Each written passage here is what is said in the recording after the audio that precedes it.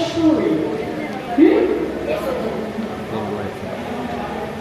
103, प्रश्न नंबर 103। शूलों की अर्चा होती है, इसीलिए फूलों की चर्चा होती है।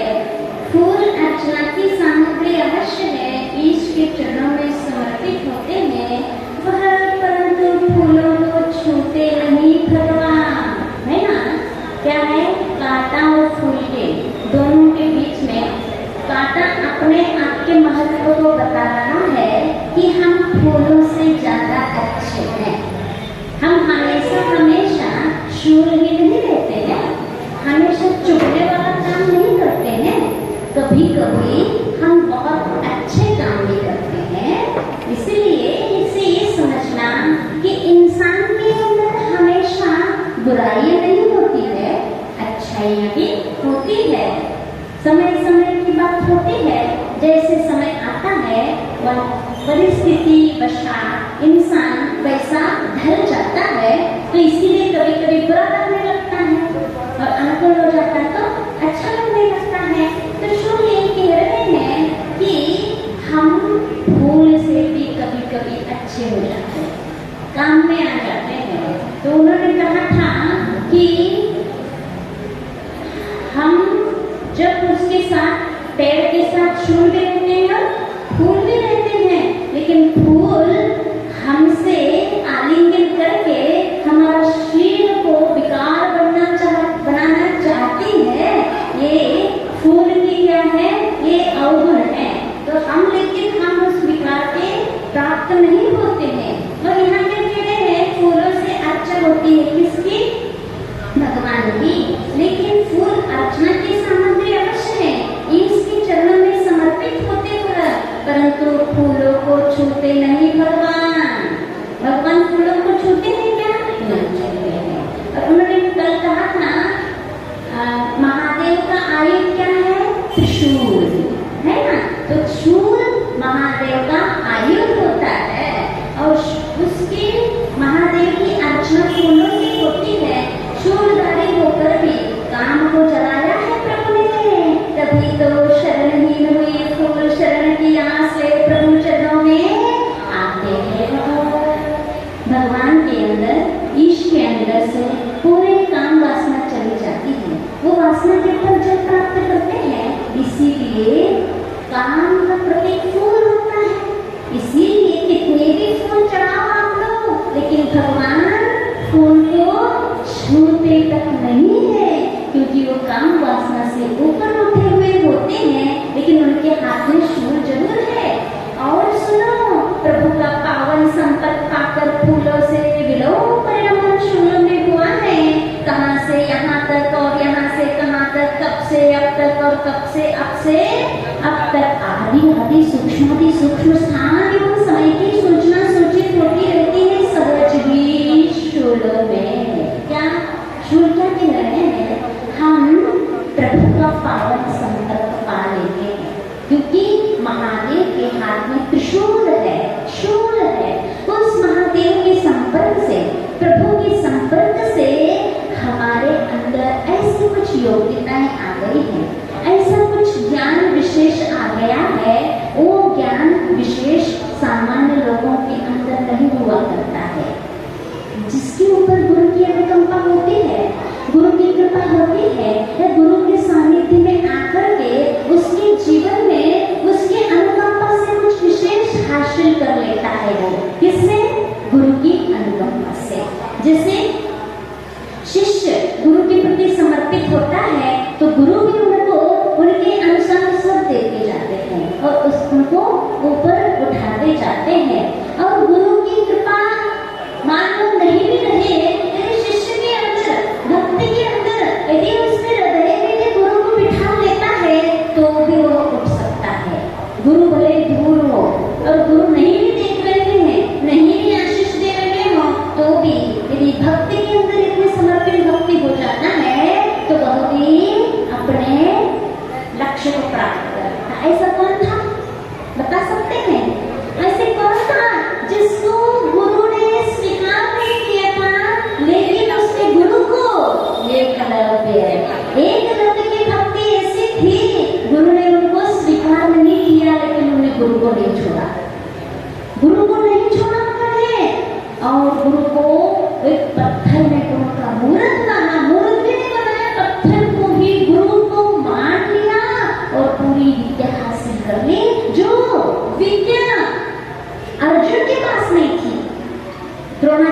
प्रिय शिष्य थे अर्जुन, और वो पूर्ण विद्या देते थे, लेकिन उससे भी ज्यादा विद्या किसके पास आई?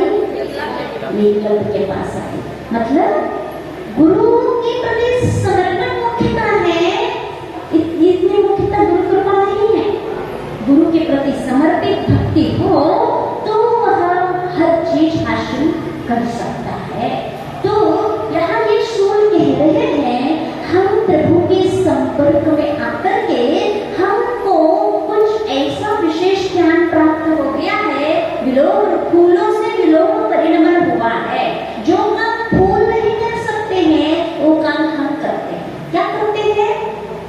कहाँ से यहाँ तक और यहाँ से कहाँ तक, कब से अब तक और अब से कब तक, ये सूचना कौन देता है? बताओ। हर लोगों के हाथ में है मोबाइल तो सूचना है, ये आधुनिक साधन है। आधुनिक साधन नहीं पूछ रहे हैं, आपको समय बताने वाला कौन होता है? घड़ी। हाँ, आप तो मोबाइल में घड़ी आ गई, पहले हाथ में बांधा जाता था घड़ी को, अब मोबाइल में आ गया। और उस घड़ी में क्या होते थे? कांटे। वो कांटा कह रहा है हमारा काम ये है कि आप यहाँ से कहाँ तक, कहाँ से यहाँ तक, अब से कब तक, इस समय बताता है ना। अब आप लोग वहां से निकलना शुरू किया, कहाँ से? रातोवर से। अब यहाँ से इतने बजे निकलना है, इतने बजे ट्रेन पकड़ना है, और वहां से फिर कहाँ कहाँ जाना है, ये सब समय सूचक किसके द्वारा होता है? घड़ी। घड़ी में क्या होता है? कांटा। वो कांटा कह रहा है कि इंसान के जीवन में चलाने के लिए सुचारू रूप से हम ही सूचक होते हैं। यदि हम नहीं होते तो कब क्या करना है, कब ट्रेन आने वाली है, कब उतरने वाले हैं, ये सब यदि घड़ी नहीं होता, समय नहीं होता, तो कैसे पता चलता? इसलिए वो कांटा कह रहा है हम भी बहुत अच्छे हैं, अच्छाइयाँ मेरे अंदर जो आई है वो प्रभु के संपर्क से आई है। अच्छे लोगों की संगति करते हैं, गुरु के संपर्क में जाते हैं तो अच्छाइयाँ आती है, और बुरे लोगों के संपर्क में जाते हैं, क्या चाहिए आपको? अच्छाइयाँ चाहिए तो अच्छे लोगों के, गुरुओं के, भगवान की शरण में आए। और बुरा होना चाहते हो, बुरा तो कोई होना चाहता नहीं है। संसार में रहकर दुनिया में अच्छा ही बनना चाहता है, लोगों की दृष्टि में अच्छे बने रहे, लेकिन अच्छे बनने के लिए अच्छे लोगों के पास जाना होता है, तभी तो अच्छे बनते हैं। आप करना चाहो काम बुरों के, हाँ घटिया काम करना चाहो और बढ़िया नाम चाहो, ऐसा कैसा हो सकता है? जैसा चाहोगे वैसा काम भी तो करना होगा ना। तो इसीलिए वो कांटा कह रहा है हम प्रभु के संपर्क में आकर के हमारे पास एक काम हो गया हमसे, और बड़े सूक्ष्म के सूक्ष्म स्थान एवं समय की सूचना सूचित होती रहती है, सहज ही शूल है। अन्यथा दिशा सूचक यंत्रों और समय सूचक यंत्रों घड़ियों में कांटे का अस्तित्व क्यों? दिशा सूचक यंत्र जब आप एरोप्लेन से यात्रा करते हो तब वहाँ हाईवे तो रहते नहीं, ऊपर हाईवे बनी हुई है क्या? ऊपर कौन सा बड़ा है? कुछ नहीं है। तो फिर वहाँ किस दिशा में जाना, रोड नहीं, पटरी नहीं, कुछ नहीं है, उस एरोप्लेन को किस ओर जाना कैसे पता चल जाता है? दिशा कौन सी है? अब यहाँ से तो जबलपुर से तो छूट गया, बॉम्बे जाना है, किस दिशा में जाना कहाँ बताएगा? उसमें एक दिशा सूचक यंत्र रहता है, वो दिशा सूचक यंत्र माने वहाँ कांटा लगा रहता है, वो कांटा बताता है कि बम्बई को किस ओर जाना है। ये भी काम कौन करता है? कांटा करता है। कांटा कह रहा है हम कितने अच्छे काम करते हैं, लेकिन फिर भी दुनिया में फूलों को ही अच्छा माना जाता है, फूलों को ही चाहते हैं लोग, और शूलों की ओर जैसे शूल की बात आती है तो उसकी हीन दृष्टि से उसको देखते हैं। लेकिन देखो तो सही, हमारे अंदर भी गुण है। इसलिए परसों कहा था कि बुराइयां इंसान में नहीं होती हैं, ये अपनी नजरों में होती है। नजरें बदलो तो नजारे बदल जाएंगे। इसीलिए अपने दृष्टि सीधी रखो तो सब अच्छा ही अच्छा देखने मिलेगा। एक बार की बात है, आचार्य शिखर जी जा रहे थे और शिखर जी जा रहे थे, संग भी साथ में था और वहाँ शिखर जी के साइड बहुत अच्छा घना जंगल, अच्छा वातावरण रहता है। तो यहाँ करते करते बहुत हरा भरा जंगल, पानी का बहाव भी था, झरना था। इस प्रकार के दृश्य को देख करके क्यों कोई मुनिराज आचार्य से कहते हैं, आचार्य देखिए क्या अच्छा सीन है। आचार्य कहते हैं, सीन नहीं सीनर अच्छा है। क्या? सीन नहीं सीनर अच्छा है। देखने वाला अच्छा हो तो अच्छा दिखाई देगा। आपको झरना दिख रहा है, वहाँ के हरे भरे पेड़ पौधे दिख रहे हैं और देखने वाले वही कांटे भी लगे होंगे, कंकड़ कचरा भी पड़ा होगा। यदि उसको देखोगे तो क्या दिखेगा? आपको सीन दिखेगा क्या? अच्छा सीन कहोगे क्या? क्योंकि आपकी देखने की दृष्टि अच्छी हो गई, इसलिए सीन नहीं सीनर अच्छा है। सीनर कौन है? सीनर की आत्मा।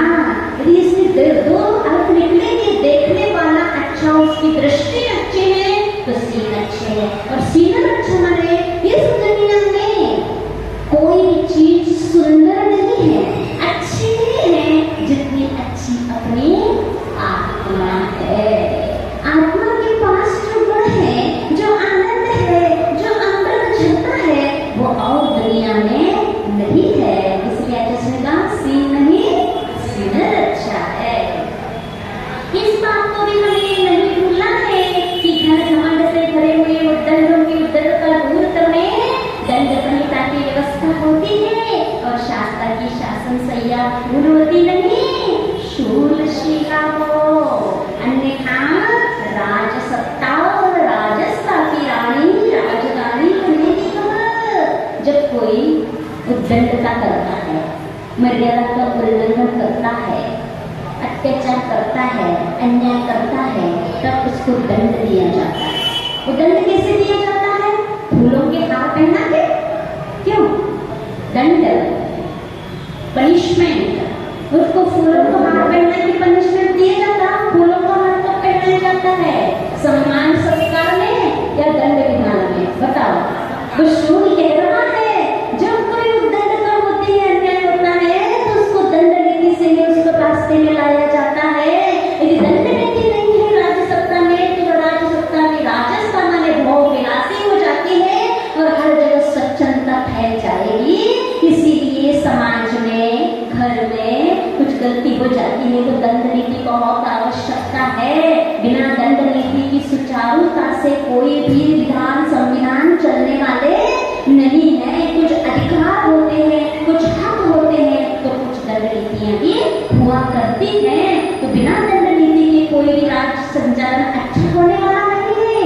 दंड माने क्या? वही चुभने वाला, किसी को चुभने वाला ऐसा कुछ दे दो, वो दंड नीति कहलाती है। जब शुरुआत में युग के आदि में क्या दंड नीतियां चलती थी? जब भरत चक्रवर्ती राज्य करते थे तब दंड नीतियां थी। कौन सी? हाँ, क्योंकि सज्जन व्यक्ति थे, सरल परिणामी थे, उनको ज्यादा कहने की जरूरत नहीं। किसी ने कुछ गलती कर दिया, इतना बस तुमने ऐसा कर दिया, इतना कहने की जरूरत, तुमने ऐसा कर दिया। इसी से उसको अपनी गलती की समझ हो जाती थी कि ओहो मैंने ऐसे गलती कर दिया, मेरे लिए सामने वाला कह रहा है, ओहो सामने वालों को बताना पड़ रहा है कि हमने गलती की। मुझे समझ भी नहीं था कि मैंने गलती की, तो उसको सुधार हो जाए। फिर बाद में काल के परिवर्तन के कारण कुछ कुटिलताएं बढ़ने लगी, तो कठोरता आने लगी, कुटिलता आने लगी व्यक्ति में, तो मन हाँ मात्र कहने से समझ नहीं रहा था। फिर उसको एक दंड नीति बढ़ानी पड़ी, माँ माने मत करो, तो जो गलती कर रहे हो तुम्हारा सही नहीं है, गलती है। ये तुम जिस रास्ते से चल रहे हो अच्छा रास्ता नहीं है, तुमने जो सोचा वो अच्छा नहीं है, गलत कर रहे हो, इसको मत करो, इसको छोड़ दो। एक कदम और बढ़ाना पड़ा। फिर जब ये समझ में आया और कठोर हो गए, ढीठ हो गए लोग, तब एक और नीति अपनानी पड़ी।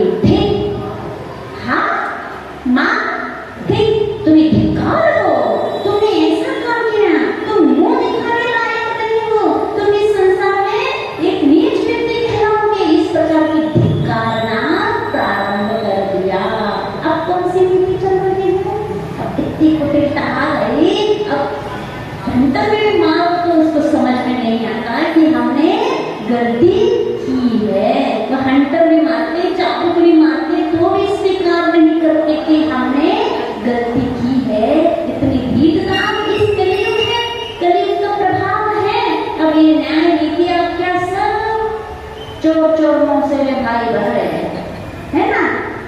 क्या हम भी चोर तुम भी चोर, बस काम चल रहा है, कौन किसको पकड़ेगा कौन किसको दंड नीति दे। सब एक से एक बढ़ करके सब खाने वाले पीने वाले हो गए, तुम हमें दे हम तुम्हें दे रहे हैं और राजसत्ता चल रही है। तो इस प्रकार की दंड नीति नहीं होगी तो वह राजसत्ता माने भोग विलास, भोग विलास सब स्वच्छंद हो जाएंगे, कोई किसी का रोकने टोकने वाला नहीं रहेगा। इसीलिए ये रानी राजधानी बनेगी। इसलिए कहते हैं घर में भी एक व्यक्ति ऐसे होना चाहिए जो हमारे ऊपर शासन करता है। बिना शासक के कभी न घर चलेगा, न समझ चलेगी, न देश चलेगा। एक व्यक्ति ऐसा होना चाहिए जिससे लोग थोड़ा सा डरते हैं, भय खाते हो। क्यों? भले ही वो शासक ऐसा हो प्रेम से, कभी डर न दिखाता हो, लेकिन उसका व्यक्तित्व ऐसा होना चाहिए उसको देख के डर लगे। एक व्यक्तित्व भी होता है, कभी डांटते नहीं, कभी कुछ कहते नहीं है, कभी हाथ नहीं आंख नहीं दिखाते, लेकिन उनका व्यक्तित्व ऐसा होता है उनके सामने कोई भी कुछ बोल नहीं सकते, गलती कर नहीं सकते। ऐसा व्यक्तित्व हर घर में, हर समाज में, देश में होना चाहिए, जिससे व्यक्तित्व का प्रभाव ऐसा रहता है कि सामने वाला अपनी गलती सुधार लेता है या फिर बहुत संभल के चलने की कोशिश करता है। ऐसा व्यक्तित्व भी अपने आप में दंड देने से भी ज्यादा मायना रखता है। ये कैसा आता है व्यक्तित्व? वो व्यक्तित्व स्वयं जब रास्ते पे चलता है, स्वयं उस प्रकार की गलती नहीं चलता है, और दूसरों को यदि कोई करता है बहुत प्रेम से पुचकार करके, बहुत प्रेम से उसको वहाँ रास्ता कठोरता से नहीं, प्रेम से उसको समझा करके रास्ता मोड़ने की तरीका जिसके पास होता है, वह व्यक्तित्व उसके पास आ जाता है तो सामने वाला अपने आप उसकी ओर झुक जाता है। तो अपन समझते हैं कोई गलती करता है ना तो अच्छे फटकारो उसको, नहीं फटकारेंगे तो आगे वो गलती करेगा ही। हर समय फटकारने की जरूरत नहीं होती है। कहते हैं चाहे इनके से काम चल सकता है और तलवार का प्रहार क्यों करना पड़े, है ना? तो ये समझो कि हमें अच्छे से प्रेम से समझाने से बादशाह की दृष्टि नजरों से भी कोई सुधर सकता है क्या?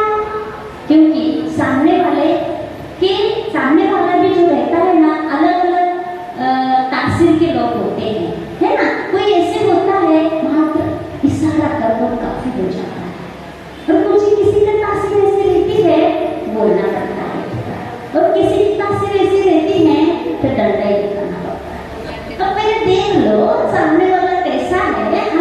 हर किसी के साथ एक तरीके से व्यवहार नहीं हुआ करता है।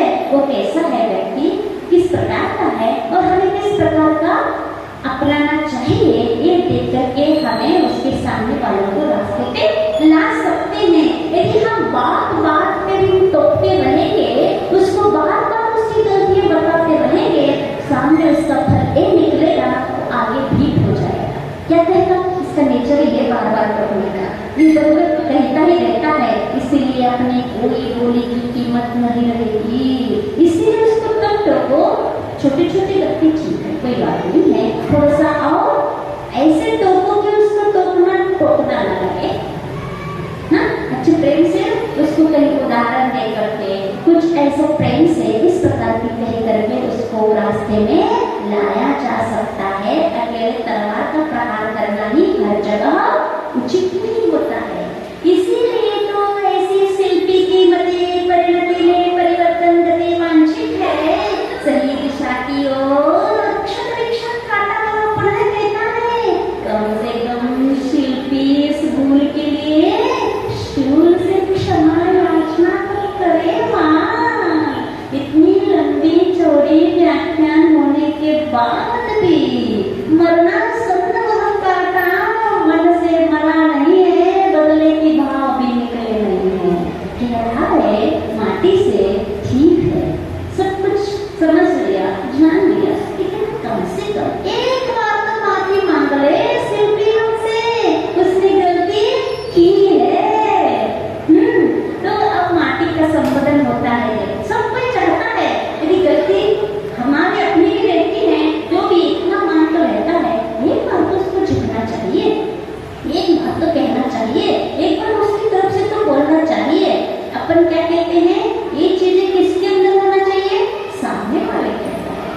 हमारे अंदर रहे ना रहे, हमारे अंदर अपने अंदर कौन देख रहे हैं कि हम कैसे हैं, हम कितने दूध के धुले हैं, कितने साफ सुथरे हैं, कितनी इंसानियत हमारे अंदर है। अपने अंदर नहीं दिखता कोई, किसके अंदर होना चाहिए?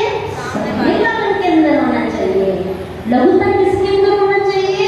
सामने वाले के अंदर होना चाहिए। विनय कहाँ होना चाहिए? सामने वाले के अंदर होना चाहिए। तो अच्छा है सामने वाला, हम वही अकड़े खड़े हैं। हाँ, तो ये है कलयुग का प्रकार, कलयुग की ये परिभाषा है। तो अब माटी क्या कहती है? अब माटी का संबंधन होता है, अरे सुनो, कुंभकार का स्वभावशील तुम्हें कहाँ याद है? जो अपरंपार क्षमा सागर के उस पार को पा चुका है, क्षमा की मूर्ति, क्षमा का अवतार है। ये कांटा तुम्हें पता है? शिल्पी कुंभकार का जीवन कैसा है? माटी कहती है, मैं जानती हूँ, मैं कब से खुदाई से, जब से मैं धरती से अलग हुई, इसके हाथ में आई, मैं उसके हृदय जानती हूँ उसका जीवन कैसा है, वो कितना क्षमा मूर्ति है। और इतने में ही गोपाग्नि को पी बचाने वाली अनुपम पीयूष भरी वाणी निकली शिल्पी के मुख से, जिसमें भी गंभीरता रही है। बस माटी का इतना कहना ही था कि शिल्पी बहुत क्या है? क्षमावान है, क्षमा का सागर है। इतना माटी सुकून से उस कांटे से कह रहे थे, ये सुनना ही था शिल्पी। और शिल्पी कोपाग्नि को पी लिया। किसकी कोपाग्नि को? जो सामने उबल रहा था शूल कांटा, बहुत खोल रहा था, ये चाह रहा था कि एक बार तो हम झुकाएंगे इसको, एक बार तो अपने चरणों में माथा टिकाएंगे, तभी उसको शांति मिलेगी। ये उबलन, ये क्रोधाग्नि कहाँ धड़क रही थी? उस कांटे के जीवन में धड़क रही थी। और उस अग्नि को पी लिया किसने? शिल्पी ने, कुंभकार ने। उसके प्रत्युत्तर में, प्रतिकार में थोड़ी सी चिंगारी नहीं उठी। देखो ऐसा जीवन होता है, सामने ज्वालामुखी है और यहाँ एक चिंगारी नहीं उठी। कितना पुरुषार्थ है, कितनी क्षमता है, कितना अध्यात्म है उसके जीवन में। ऐसे गृहस्थ में भी होना चाहिए। जब दो दंपत्ति होते हैं, यदि एक पति यदि ज्वालामुखी हो जाता है तो पत्नी को क्या करना चाहिए? शांति धारा बनाना चाहिए। और जब पत्नी ज्वालामुखी होती है तो पति को, अब वो दोनों भिड़ जाएंगे, दोनों ज्वालामुखी हो जाए तो घर नष्ट हो जाएगा चल के। ये पटरियां तभी पटरी में आती है गाड़ी, सही संचालन तभी होता है गृहस्थी का। जो एक है तो एक विपरीत रहना बहुत जरूरी होता है, तभी घर चलता है कि नहीं? ऐसा ही नहीं है। हाँ, कोई कह रहा था कि माता जी वो बड़बड़ाते हैं, तब वो चले जाते हैं, तब हम फिर घर दरवाजे बंद करके हम बड़बड़ाते हैं, उनके सामने नहीं बड़बड़ाते। क्यों? क्योंकि सामने उनके सामने बड़बड़ाए ये भी अच्छा तरीका है कि नहीं है? क्योंकि यदि वो बड़बड़ा रहे हैं और तुम भी बड़बड़ा रहे हैं तो वहाँ क्या हो जाएगा? नाटक, तमाशा देखने वाले आ जाएंगे आपके यहाँ, कौन सा नाटक चल रहा है। हाँ, तो ये अच्छा तरीका आप लोग भी सीख लेना कि यदि आपके सामने बड़बड़ाते, तुमने ऐसा नहीं किया, वैसे नहीं किया, क्या करती हो दिन भर, सुन लेना, तो घर चले जाएंगे फिर बड़बड़ाना। क्या बड़बड़ाना? अरे हमें क्या पता कितने काम रहते हैं, आपको क्या? अकेले नहीं बड़बड़ाना, फिर कुछ नहीं होगा वहाँ। अपना भ्रास तो निकालना पड़ता, नहीं निकालना पड़ता, कब निकालोगे? लेकिन उनके सामने नहीं निकालना जो बड़बड़ाना। उनकी पहले सुन लो, फिर सुनने के बाद वो चले जाएंगे, उसके बाद बड़बड़ाना। एक शांति का तरीका है कि नहीं है? तो ये आप लोग सुनाते रहते भैया, हम क्या क्या करते रहते हैं, आप लोग को सुना देते। तो ये क्या है? उनने, शिल्पी ने कोपाग्नि को पी लिया और अनुकंपा पीयूष भरी, अनुकंपा कैसी है? अमृत भरी वाणी निकली शिल्पी के मुख से, जिसमें धीर गंभीरता का पुट भी है, जिसको सामने वाले की विपरीत परिस्थिति का जब प्रभाव नहीं पड़ता, जिसके चेहरे पर सिकन भी नहीं आती है, वो बहुत गंभीर धीर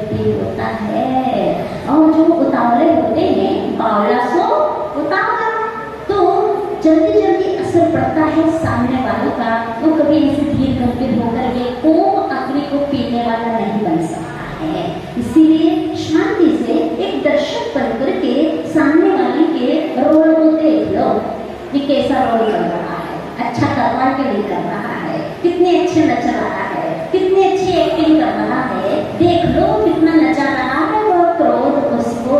फिर ये रोल अच्छा हो गया तो उसको धन्यवाद भी दे सकते हैं, आपने बहुत अच्छा रोल कर दिया। हाँ, कह सकते हैं कि नहीं? हाँ, ये रावण का रोल आपने बहुत अच्छा कर दिया। और ये और किसका?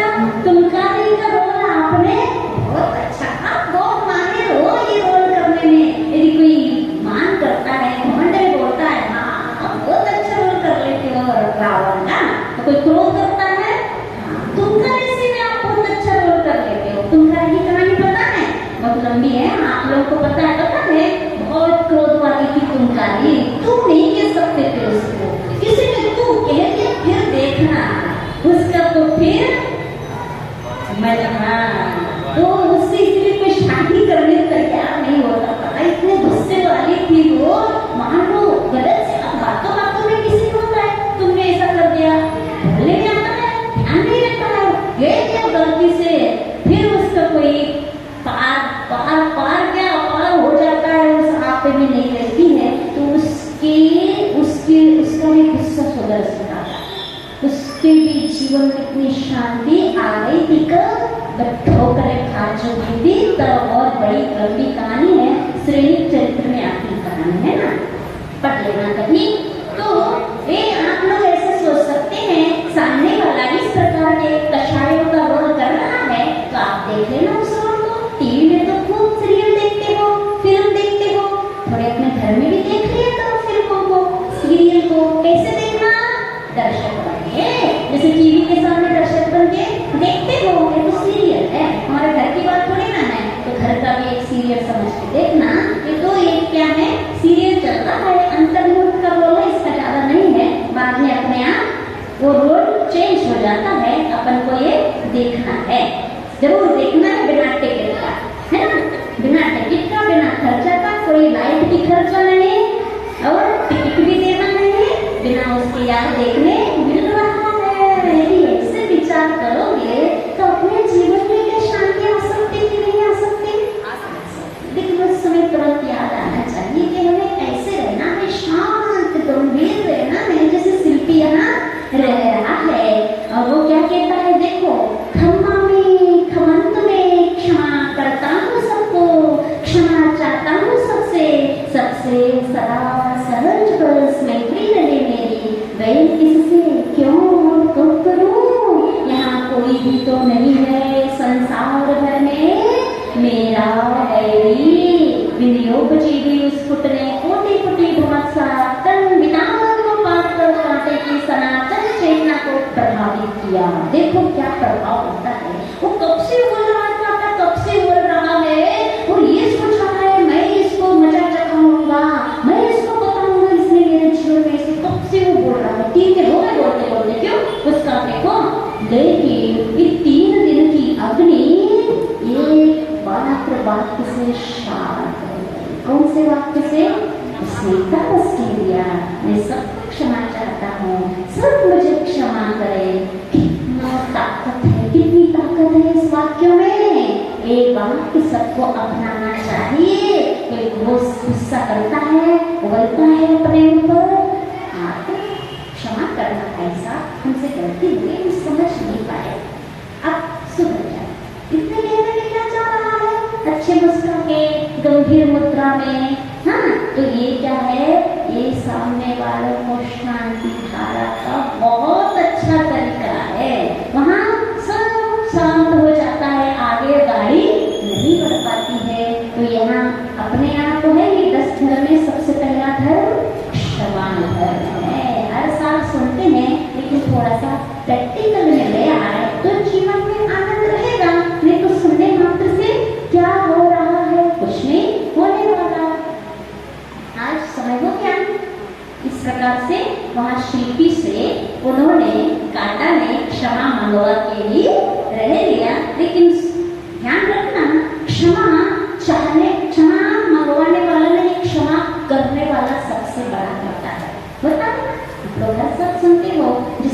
क्षमा मांगी या क्षमा की, वो सबसे बड़ा व्यक्ति होता है। लेकिन अपन सोचते हैं अरे वो झुक तो गया आखिर में, लेकिन क्या समझ रहे हो आप बड़े वो छोटे हैं? नहीं, जो झुका वो बड़ा है। और तुमने झुकवाया, तुम खड़े हो मान घमंड में, तो सबसे नीचे गिराओगे। अजय गुरु श्री विद्यासागर जी महाराज की जय। निष्ठामती माता की जय। माता की जय। वंदनीय आलिका संघ की जय। वंदामी माता जी, वंदामी माता जी, वंदामी।